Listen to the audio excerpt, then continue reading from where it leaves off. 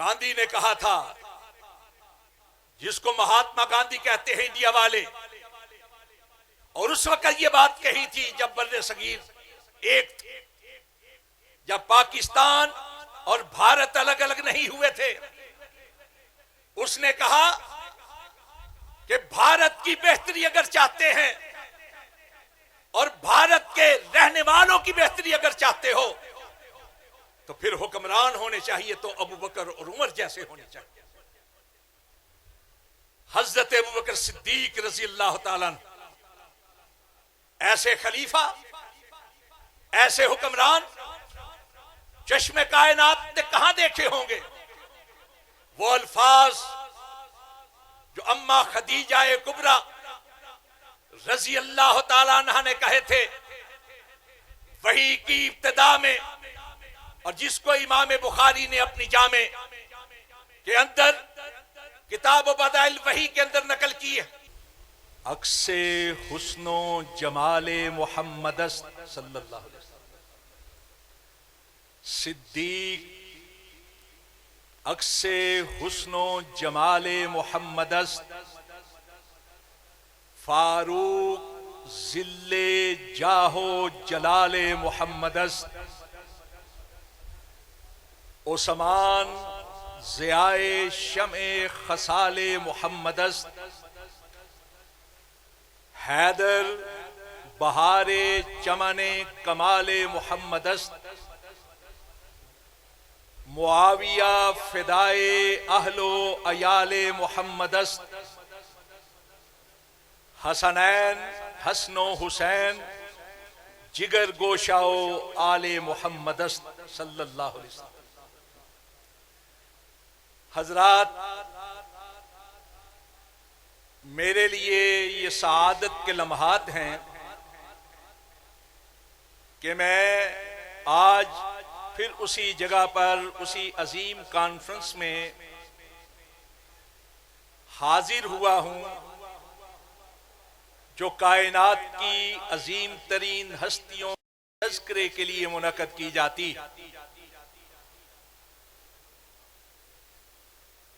मेरे लिए ये सआदत, ये खुशबख्ती, और मैं ख़ुसूसी तौर पर इस खुशबख्ती पर शुक्रिया अदा करता हूं अपने अजीम बुजुर्ग हजरत मौलाना इरशादुल हक कसरी हाफिज़हुल्लाह का, और नमूना-ए सलफ अपने बुजुर्ग हजरत मौलाना मोहम्मद यूसुफ अनवर हाफिज़हुल्लाह। आज उन्होंने तशरीफ लानी थी, लेकिन आज ही एक आर्जे के लिए, आर्जे की वजह से अस्पताल उन्हें जाना पड़ा। तो मैं सबसे ये गुजारिश करना चाहता हूं कि उनके लिए खुसूसी दुआ करें कि अल्लाह उनको शिफाए कामिला अता फरमाए और उनका साया हमारे सरों पे दराज फरमाए। और मैं अपने भाई सिकंदर जकी का भी शुक्रिया अदा करता हूं खुसूसी तौर पर। आप सब हजरात खुश नसीब हैं कि आप यहां बैठकर कायनात की उन अजीम तरीन हस्तियों का जिक्र सुनते हैं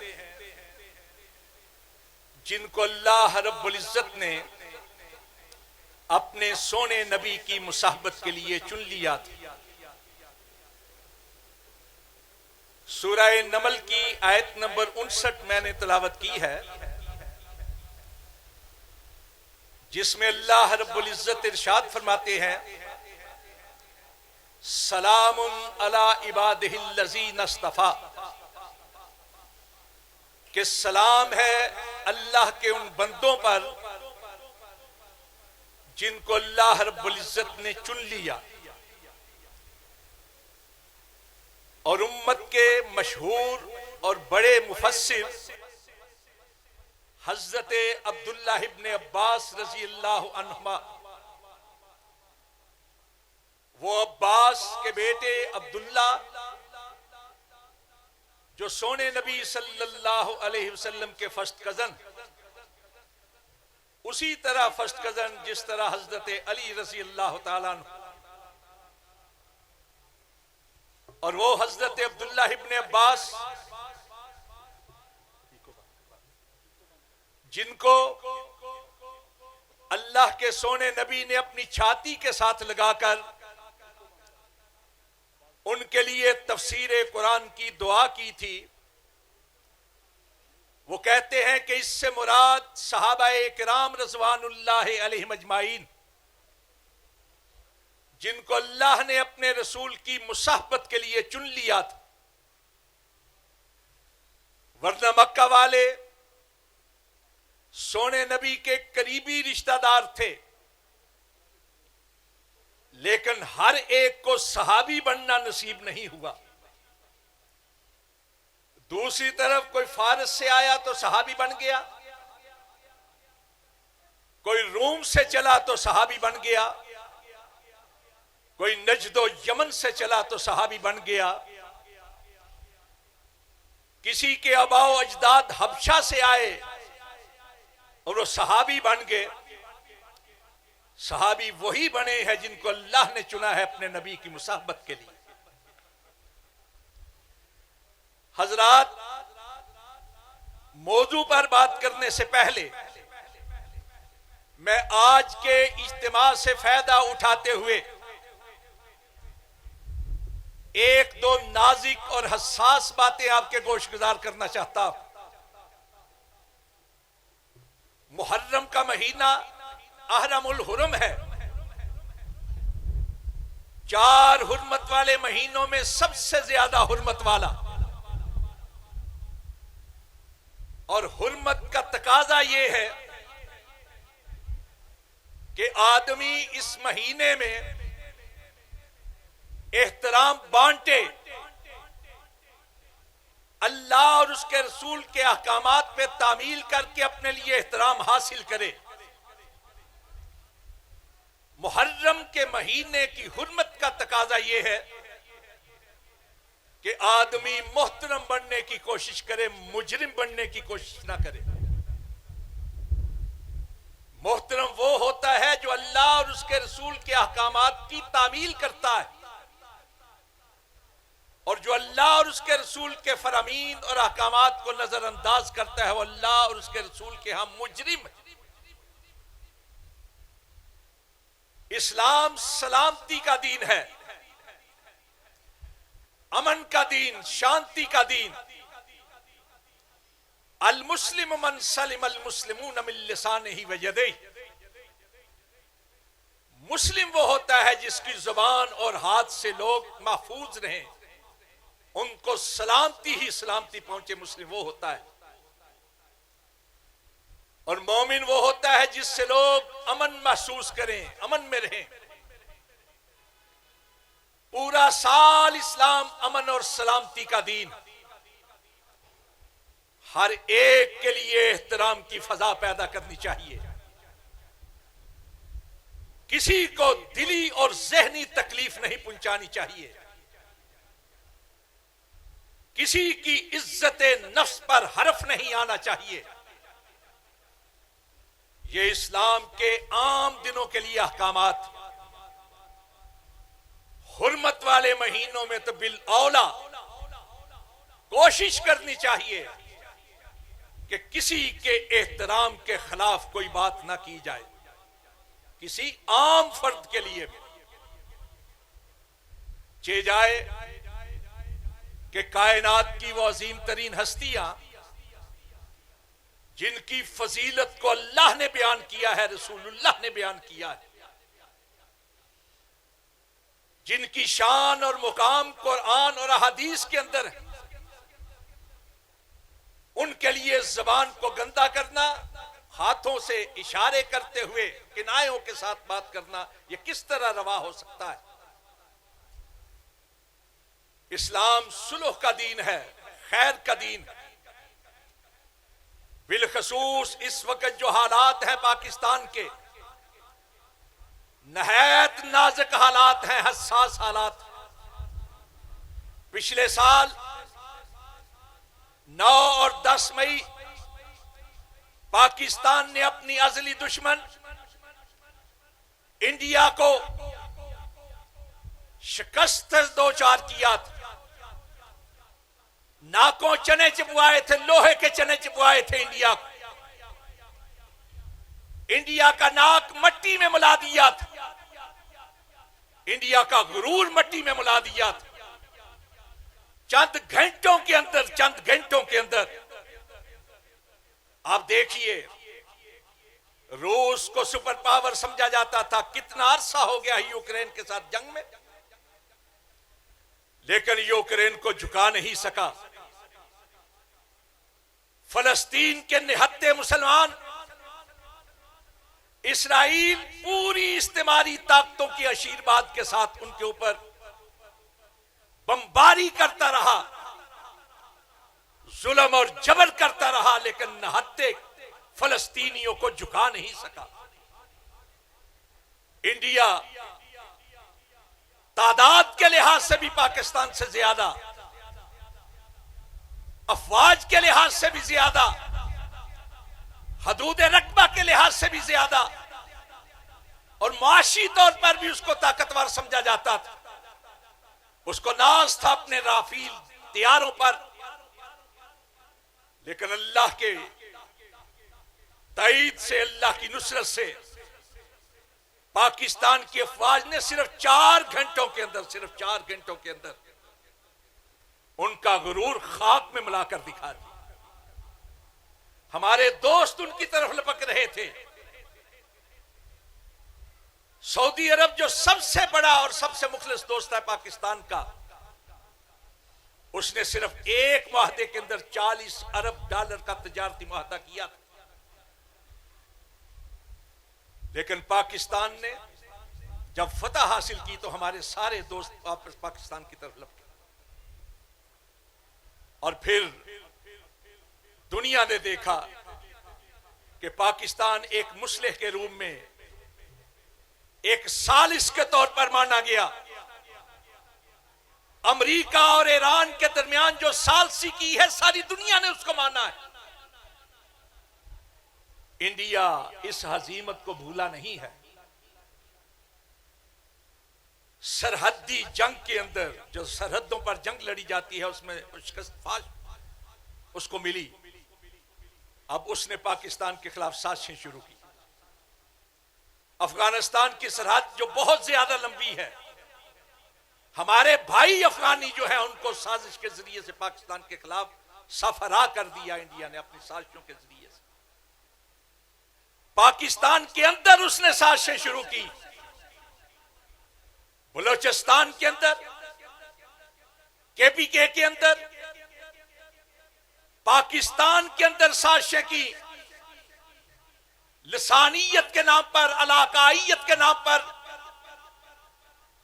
उसने ये समझा कि वो लकड़ी जिसको हाथी नहीं तोड़ सकता, दीमक अंदर ही अंदर से उसको चाट जाती है। पाकिस्तान के अंदर से इंतशार पैदा किया जाए, इफ्तराक पैदा किया जाए। आज देखिए आजाद कश्मीर के अंदर हमारे ही नादान दोस्त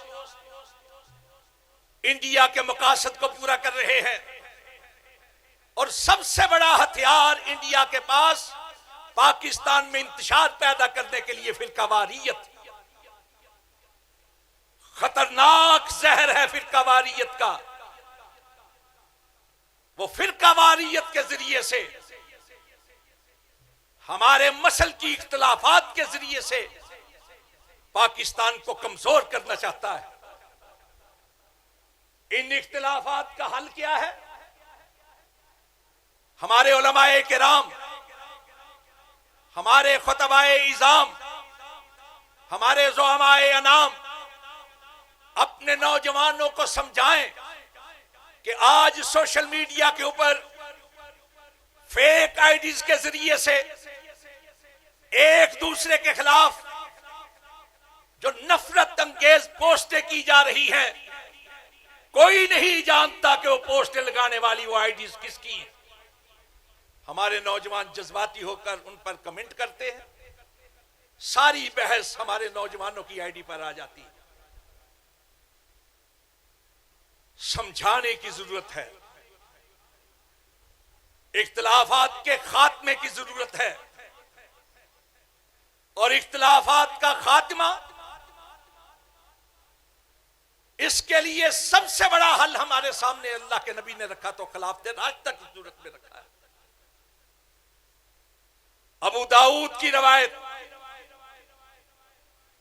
तिर्मिज़ी की रवायत, इब्ने हब्बान की रवायत, मुस्नद अहमद की रवायत कि सोने नबी सल्लल्लाहु अलैहि वसल्लम ने फरमाया, इन्नहु मय्याश मिनकुम बादी फसयरा इख्तिलाफन कसीरन, मेरे बाद तुम में से जो जिंदा होगा और जिंदा रहेगा, इख्तिलाफन कसीरन, बहुत इख्तिलाफ देखेगा।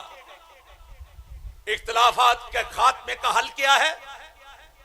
फ़अलैकुम सुन्नती व सुन्नतिल खुलफाइर राशिदीन वल महदीयीन। इख्तिलाफ कसीर का हल यह है कि मेरे तरीके को थाम लिया जाए, मेरे हदायत देने वाले हदायत याफ्ता खुलफा के तरीके को थाम लिया जाए। खिलाफत राशिदा के अंदर इख्तिलाफात का हल है। तमस्सकू बिहा वअज़्ज़ू अलैहा बिन्नवाजिज़ वइय्याकुम व मुहदसातिल उमूर इन्न कुल्ल मुहदसतिन बिदअ व कुल्ल बिदअतिन ज़लाल। लोगों याद रखो, मेरे और खुलफाए राशिदीन के तरीके को छोड़कर नित नई बातें इख्तियार करोगे तो वो गुमराही होगी, बिदअत होगी, ज़लालत होगी। खिलाफत राशिदा हल है इस उम्मत के इख्तिलाफात। खिलाफत राशिदा एक है अकीदा हमारा खिलाफत राशिदा के हवाले से कि वो तरतीब जो सोने नबी सल्लल्लाहु अलैहि वसल्लम के अहकामात, तालीमात, के नायात और सराहतों के हवाले से हमारे सामने, जिस पर पूरी उम्मत का इज्तिमा है, इजमा है पूरी उम्मत कि हजरत अबू बकर सिद्दीक, हजरत उमर फारूक रज़ी अल्लाह ताला अन्हु, हजरत उस्मान गनी, हजरत अली रज़ी अल्लाह ताला अन्हु, ये हमारे अकीदे की बात। और दूसरा खिलाफत राशिदा ये कि अगर अपनी जिंदगी को बेहतर करना चाहते हो, अगर अपने मुआशरे की इस्लाह चाहते हो, अगर सियासत की बेहतरी चाहते हो, अगर हुकूमत का इस्तेहकाम चाहते हो, अगर रियासत का वकार, दिफा और इस्तेहकाम चाहते हो, तो खिलाफत राशिदा से रहनुमाई हासिल करो। बेहतरीन रहनुमाई अगर मिलेगी हुकूमतें चलाने के लिए, मुआशरे को बेहतर करने के लिए, हुक्मरानों और रियाया के दरमियान बाहमी मोहब्बत और एहतराम के लिए, तो उसके लिए भी रहनुमाई मिलेगी तो खिलाफत राशिदा से मिलेगी। गांधी ने कहा था, जिसको महात्मा गांधी कहते हैं इंडिया वाले, और उस वक्त ये बात कही थी जब बर्रे सगीर एक थे, जब पाकिस्तान और भारत अलग अलग नहीं हुए थे। उसने कहा कि भारत की बेहतरी अगर चाहते हैं और भारत के रहने वालों की बेहतरी अगर चाहते हो, तो फिर हुक्मरान होने चाहिए तो अबू बकर और उमर जैसे होने चाहिए। हजरत अबू बकर सिद्दीक रज़ी अल्लाह ताला अन्हु ऐसे खलीफा, ऐसे हुक्मरान चश्मे कायनात ने कहां देखे होंगे। वो अल्फाज जो अम्मा खदीजा कुबरा रज़ी अल्लाह ताला अन्हा ने कहे थे वही की इब्तिदा में, और जिसको इमाम बुखारी ने अपनी जामे के अंदर किताब बदाइल वही के अंदर नकल की है कि अल्लाह के नबी को मुखातिब करके कहा था अम्मा ने, इन्ना का लतासिलुर रहमा व तहमिलुल कल्ला व तक्सिबुल मादूम व तकरिज ज़ैफ व तुईनु अला नवाइबिल हक। यही अल्फाज इब्ने दागिना ने हजरत अबू बकर सिद्दीक को मुखातिब करके कहे थे। और यह भी बुखारी की किताबुल वकाला के अंदर आखिरी बाब किताबुल वकाला बाबो जवारे अबी बकर फी अहदिन नबी सल्लल्लाहु अलैहि वसल्लम। इब्ने दागिना ने कहा, अबू बकर कहां का इरादा है? कहा मक्का वाले मुझे यहां रहने नहीं देते, मैं भी हबशा की तरफ हिजरत करना चाहता हूं। तो इब्ने दागिना ने कहा, यही अल्फाज जो हजरत उम्मा खदीजा ने रसूल अकरम के बारे में कहे थे कि आप नादारों के मददगार हैं, रिश्तों के जोड़ने वाले हैं, जिनके पास कुछ नहीं उनके लिए असबाब मुहैया करने वाले हैं, मुश्किलात के अंदर हक की बात करने वाले हैं, मेहमान नवाज हैं। हजरत अबू बकर सिद्दीक रज़ी अल्लाह ताला अन्हु को देखा जाए, आपने खिदमत खलक की अजीम मसाले पेश की।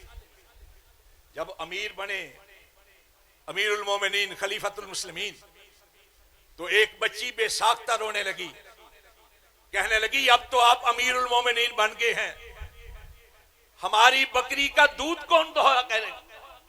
तो कहा अमीर बना हूं, काम वही करूंगा जो पहले करता रहा हूं। और यही कहा था पहले खुतबे के अंदर कि मुझे अमीर तो बनाया गया है, लेकिन मैं मुत्तबे हूं, मुब्तदे नहीं हूं।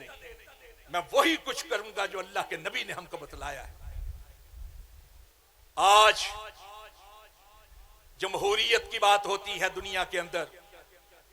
आप जानते हैं इनकलाब फ्रांस के बाद जमहूरियत के जो बुनियादी 5 असूल वज़ा किए गए थे, वो कहां से लिए गए थे? नेपोलियन बोनापार्ट ने कहा कि हमने हुकूमत का इस्तेकाम सीखा है तो उमर फारूक से सीखा है। हजरत उमर फारूक के अंदाजे हुक्मरानी से जमहूरियत के 5 असूल जो है वहां से लिए गए। इनकलाब रूस की बुनियाद बनी तो हजरत उमर फारूक की खिलाफत बनी। आज भी यूरोप के अंदर रिफाए आमा का जो कानून है, ज़ईफों, नादारों, खवातीन और बच्चों की फलाह के लिए जो काम किया जाता है, जो वजीफे मुकर्रर किए जाते हैं, उसको उमर लाज कहा जाता है। उमर के कवानीन गैर मुस्लिम होने के बावजूद हजरत उमर के नाम को वो जारी रखे हुए हैं। हजरत उमर फारूक की बातों को, रिफाई कामों को उन्होंने फॉलो किया है। उमर लाज के नाम से आज यूरोप के अंदर कवानीन मौजूद है। ये उमर फारूक ही तो थे कि जब एक रोज गश्त करते हुए, कैसा अमीरुल मोमिनीन, 22.5 लाख मुरब्बा मील का हुक्मरान, 22,51,030 मुरब्बा मील, जो आज के दौर के मुताबिक 36,16,42 मुरब्बा किलोमीटर, उसका हुक्मरान रात को पैदल चलकर लोगों के हालात को देख रहा है।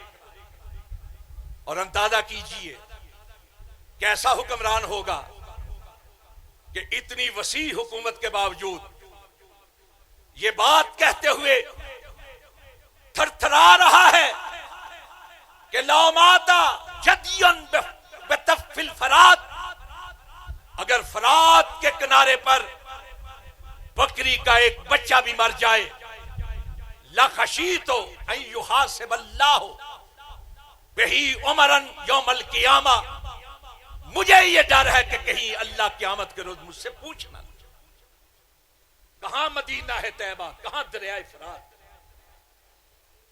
और हाफिज इब्न जोजी, इमाम इब्न जोजी रहमतुल्लाह अलैह ने अपनी किताब मुनाकिब के अंदर इसकी वजह भी बयान की है इन कलिमात कहा एक रोज सख्त गर्मी के अंदर हजरत उमर फारूक भाग रहे थे, भागते फिर रहे थे, तो हजरत अली रजी अल्लाह ताला ने रवायत करते कि मैंने पूछा अमीरुल मोमिनीन क्या मामला है?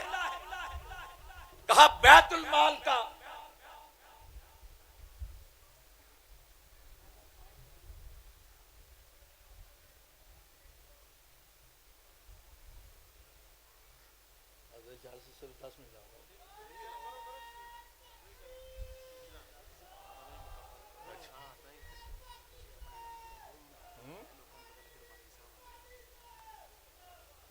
माशाअल्लाह हमारी जमात के मारूफ खतीब हजरत मौलाना कारी मोहम्मद हनीफ रब्बानी हाफिज़हुल्लाह वो तशरीफ ले आए।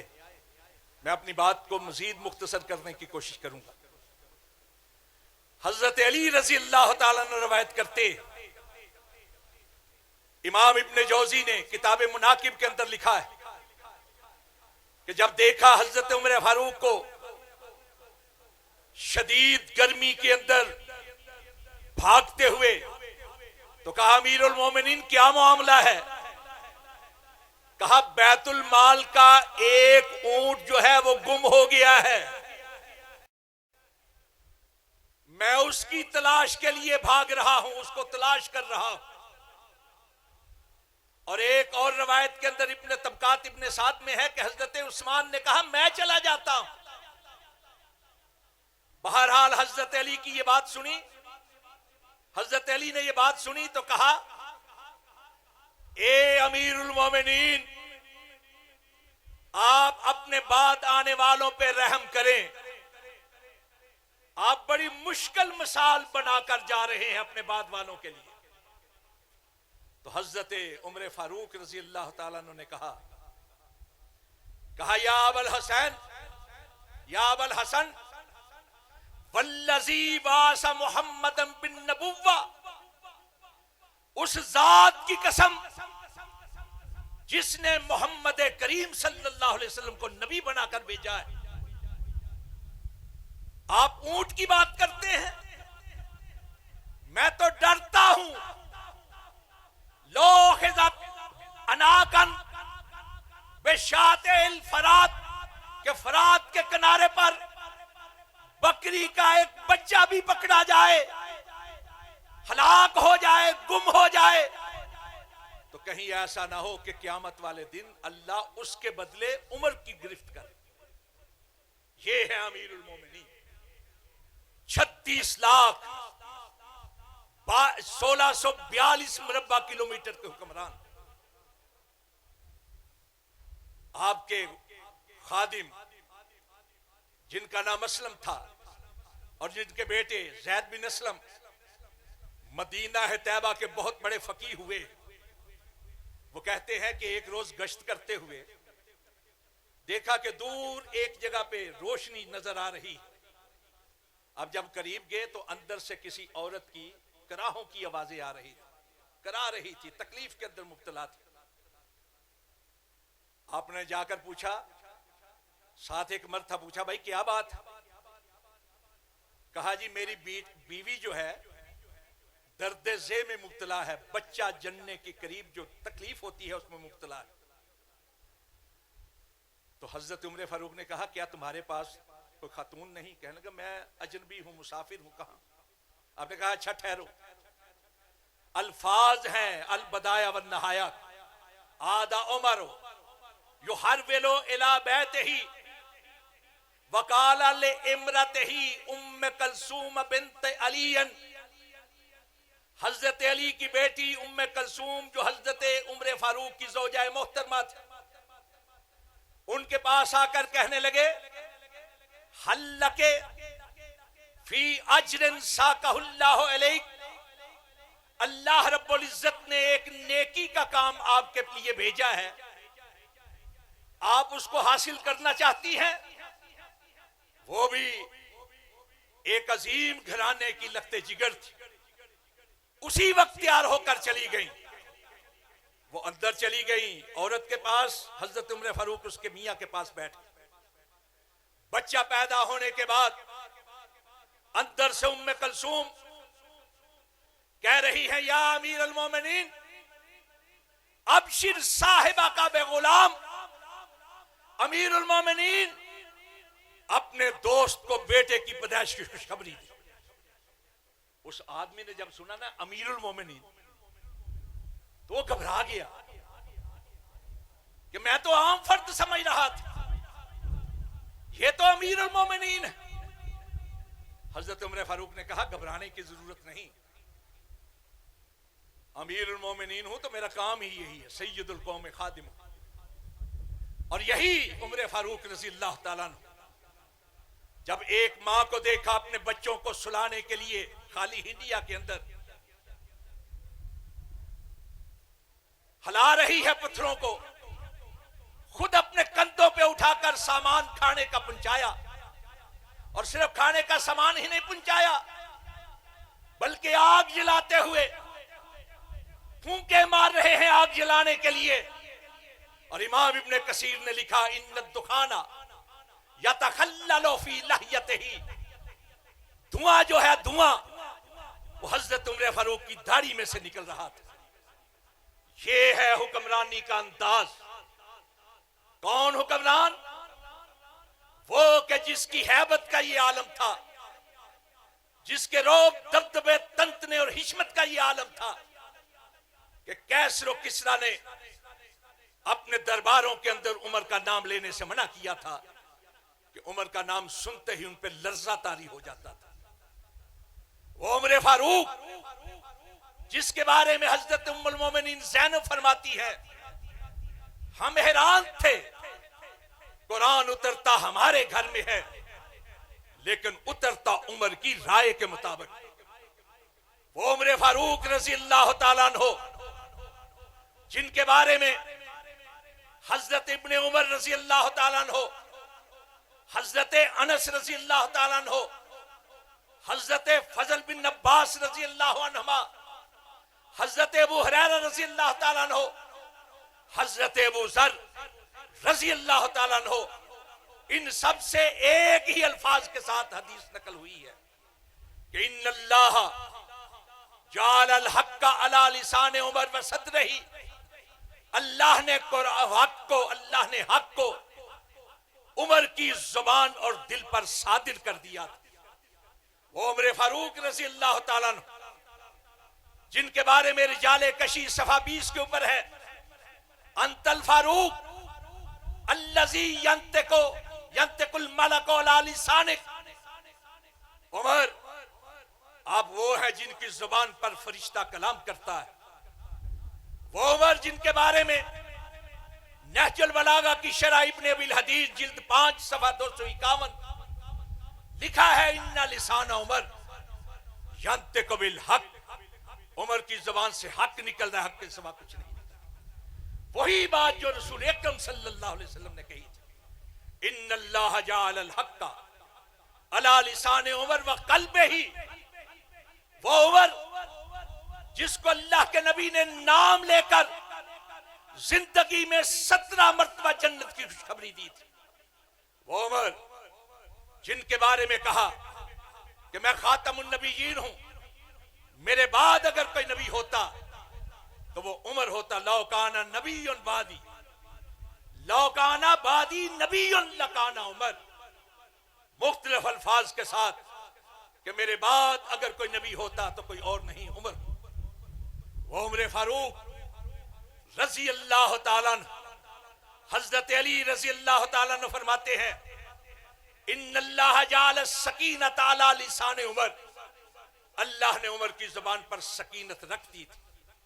वो उमर फारूक जिनके बारे में सोने नबी ने कहा, इन्नी लांज़ुरु इला शयातील जिन्न वल इंस कद फर्रू अन उमर, कहा मैं जिनों और इंसानों के शैतानों को देख रहा हूं कि उमर के रौब से भाग खड़े होते। वो उमर फारूक जिनके बारे में रसूल अकरम ने इरशाद फरमाया, या उमर इन्नी लयखाफु शैतानु अन, उमर शैतान तुझसे खौफजदा होता है। वो उमर जिनके बारे में बुखारी शरीफ के रिवायत रसूल अकरम ने इरशाद फरमाया, अय्युहा इब्न खत्ताब वल्लज़ी नफ्सी बियदिही, उस जात की कसम जिसके हाथ में मेरी जान है, मालकियत शैतानो सालिकन फज्जन कत्तन इल्ला सलक फज्जन गैर फज्जिक। ए उमर, उस जात की कसम जिसके हाथ में मेरी जान है, शैतान तुझको रास्ते में देख ले तो कन्नी कतरा के किसी और रास्ते से निकल जाता है। वो उमर फारूक रजी अल्लाह ताला अन्हु, जिनके लिए सोने नबी सल्लल्लाहु अलैहि वसल्लम ने बेशुमार फजाइल बयान किए।